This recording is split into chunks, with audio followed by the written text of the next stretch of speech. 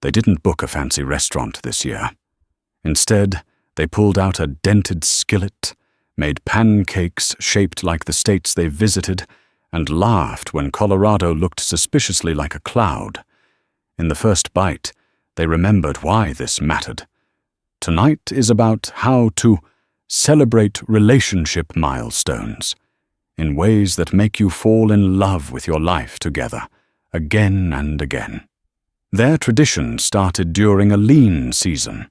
No big budget, just a marker, a paper map, and a promise to circle moments that felt like courage. New jobs.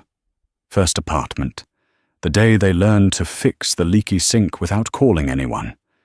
The map filled, and so did the quiet between them. Welcome to Whispered Hearts. English. A warm corner where ordinary gestures become anchors. We're not chasing perfection or viral surprise videos. We're choosing meaning you can repeat, afford, and remember by heart. If your celebrations have drifted into default dinners, you're in the right place. Milestones matter because they gather scattered days into a story. Research shows our brains keep what we mark and forget what we rush past.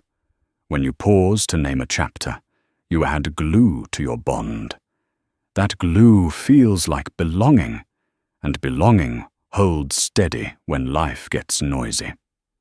But there's a quieter reason these moments work, and it might change the way you plan everything. Celebrations aren't about the size of the cake. They're about attention and intention arriving in the same room. When you aim both at your partner, ordinary air gets a little electric. What would it look like to aim that attention on your next big or small date? Here's a curiosity to carry you into the next minute. The most powerful celebrations don't start with, "What can I buy?" They start with, "What do we want to remember?" Once you know that, every choice gets simpler. What memory would you love to hold in your hands a year from now? Think of your love like a shelf of snapshots. Some frames are loud, weddings, keys to a new home. Others are quiet. Tuesday pasta, porch rain, the first joke after a hard week. When you celebrate both, you tell your nervous systems, our life is worth noticing. That message softens edges you didn't know you were carrying.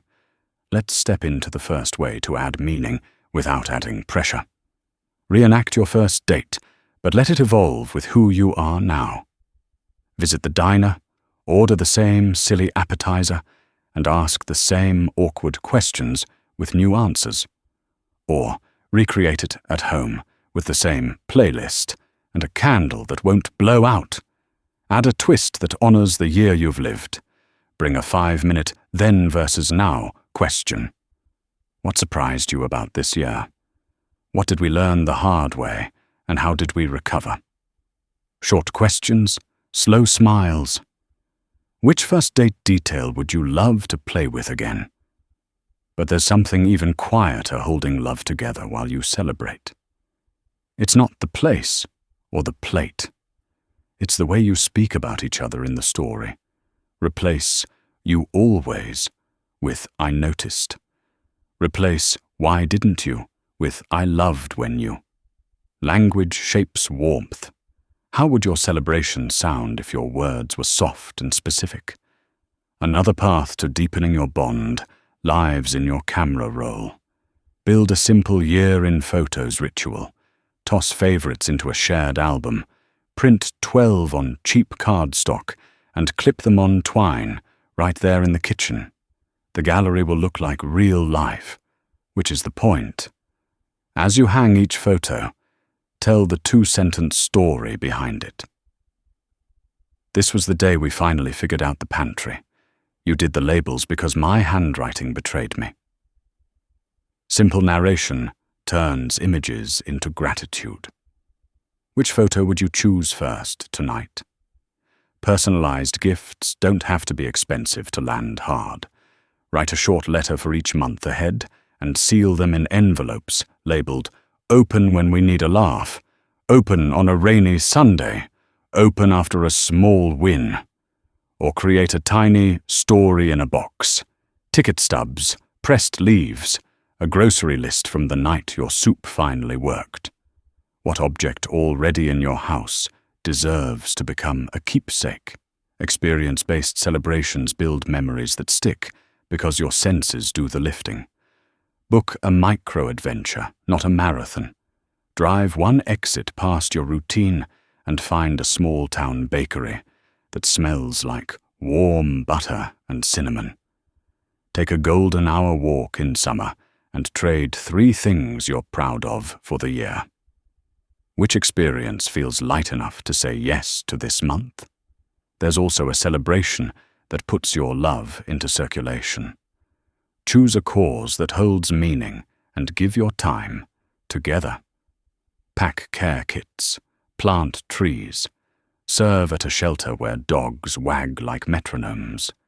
You'll drive home with a quieter kind of joy, the kind that deepens respect as much as affection. Midway through, a reminder that matters. If you're new here or have been with us a while, whispered hearts. English exists to hold a safe space for tenderness and practical magic. We believed your story deserves rituals that belong to you, not to a feed or a trend. When was the last time you gave yourselves credit for trying? Let's talk about the why in a way you can feel on your porch. Therapists report that marked moments create a shared identity. Identity reduces friction. When you both know what you're building, small sacrifices make sense. You're not losing a Saturday. You're adding to your museum.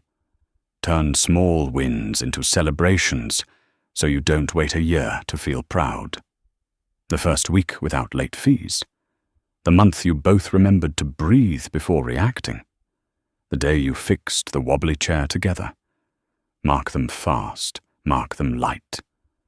Create a victory drawer where you toss notes about small courage. A sticky note that says, "We stayed kind in traffic." A receipt from the hardware store with a doodled heart. A printed photo of your lopsided pancake map. On a hard evening, open the drawer and remember who you are. What quick win could you write down right now? Ritual names make memories stick. Call your anniversary pancakes the Atlas. Call your photo night the clip show.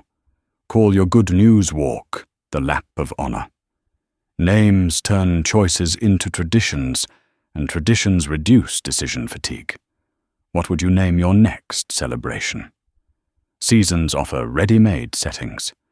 In autumn, lace up and walk where leaves sound like paper under your shoes. Share one hope for the next chapter, and press a leaf into a cookbook. In winter, breathe crisp air on the porch for 60 seconds, then come into cocoa and a playlist that sounds like candlelight. Which season invites your celebration best right now? Spring loves fresh starts.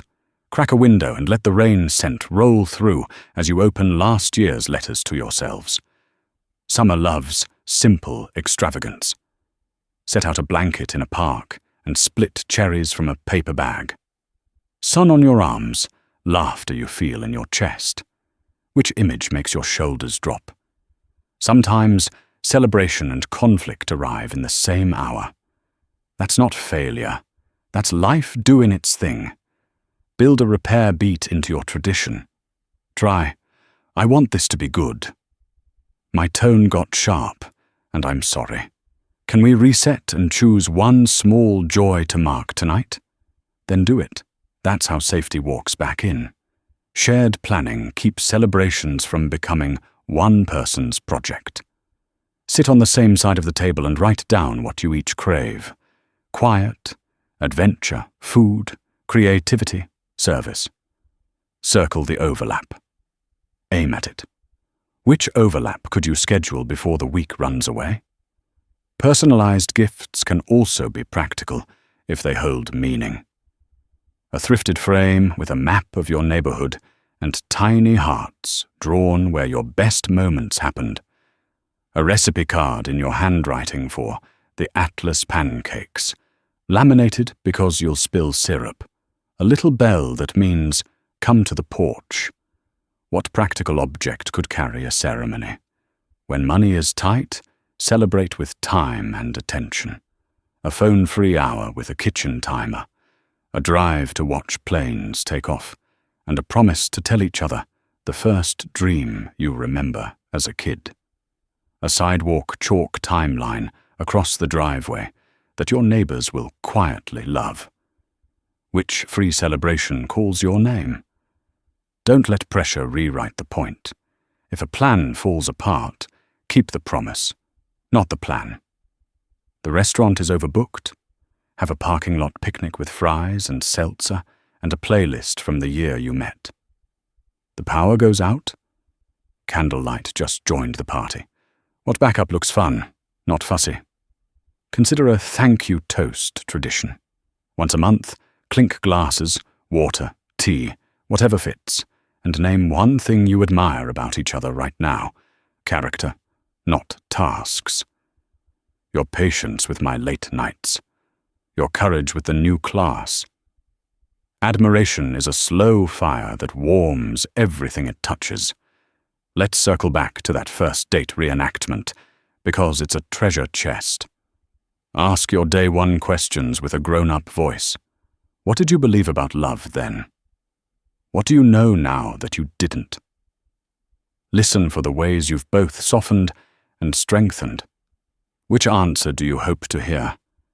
Photo albums can carry more than faces. Slip in tiny captions that tell the truth in kind ways. We survived this week on cereal and grace. We laughed until we cried at the world's worst magic show. We said sorry fast and meant it. Your album becomes a resilience record. What caption would you write under last Tuesday? A celebration can be a letter to future you. Write a note titled, Read on our next hard day. Keep it short and specific. We've done hard things before. We choose each other in small ways every day. Here's what we can count on. Seal it and put it with the pancakes. Which line would carry you? If you want to invite friends or family, keep the center gentle. Host a backyard potluck with string lights and a gratitude mic where people offer one sentence about your team, or share a group text album of the year's highlights with one rule. No editing to impress. The goal is belonging, not performance. Confetti is fun, but consistency is magic. Put small hearts on your calendar across the year. Not just the big date, the Tuesday in February when you both need a bright spot. The Sunday in June when the porch begs for lemonade and old songs. Anticipation is a love language. Which heart could you mark tonight? If you have kids, let them see the example. Teach them that celebrations are about noticing, not buying. Invite them into a family firsts board, first bike ride, first successful dinner at a new place, first time the tomato plant didn't give up on you. Then keep a couple-only ritual sacred. They'll learn the value of both. Your traditions will evolve as your seasons shift. That's a feature, not a bug. Keep the core the same, attention and intention, and change the wrapper as needed. One year it's a road trip. Another year it's a porch toast after bedtime. Your love is the constant. Remember that memory loves sensory detail. Use textures and sounds that bring a scene back to life. A linen napkin you only use on your milestone nights. The click of a lighter, the crackle of a candle wick, the sound of cicadas on a summer sidewalk, the hush of snow swallowing street noise. Which sensory anchor would you choose? On fragile years, let your celebration be quiet and kind. A slow walk, a shared bowl of soup, a playlist that doesn't demand anything. Speak softly and count survival as success. Surviving together is worthy of confetti too, even if it's invisible. If you catch yourselves comparing your plans to someone else's, step back to your porch. It's not their kitchen, their schedule, their history, it's yours. Pick what feels like relief, not performance. What would relief look like on your calendar? Give your celebration a closing that lingers, a one-line blessing you always say. May the next chapter be gentle. May we keep laughing loudly and apologizing quickly. May we notice each other in small ways. Blessings change the climate of a home. When conflict knocks right before a milestone, model a repair you'd be proud to remember. Try, "I love you, and I want tonight to feel soft. I'm sorry for that snap. Let's table the decision and pick one tiny joy to mark." Then touch a shoulder, take 3 breaths, and choose pancakes anyway. You just turned a snag into a story. Create a keepsake that grows with you. A milestone bottle where you drop date night notes and tiny mementos. Open it every year and read until you grin. Or craft a year line on the wall. Simple twine, mini clothespins, and 1 item per month. It will look like a museum curated by kindness. Here's a practice our skillet couple adopted that changed everything. At the end of each celebration, they ask, "What do you want to remember most about this?" Then they write 1 line on an index card. The box of cards sits near the cookbooks. On heavy days, they read until their voices steady. Before we close, hold this invitation. Your milestones don't need approval to count. If it felt brave, it's a milestone. If it felt like relief, it's a milestone. If it felt like home, arriving after a long commute, it's a milestone. What's your favorite milestone you've celebrated as a couple? Share below. Thank you for spending this time tending the bright threads of your story. If you felt steadier, lighter, or newly inspired, know that whispered hearts. English will keep this porch light on for you. Come back when you need a reminder that love grows strong in the ordinary as surely as in the grand. What will you mark next? In the year ahead, give your love simple moments to gather around, first date replays with better jokes, photo galleries held up by clothespins, letters for future you, and adventures just past your usual exit. Let seasons lend their textures. Let repair be part of the ritual. And when you wonder where to start, remember this gentle promise to yourselves. You can pause, celebrate relationship milestones in ways that deepen your bond, one meaningful moment at a time.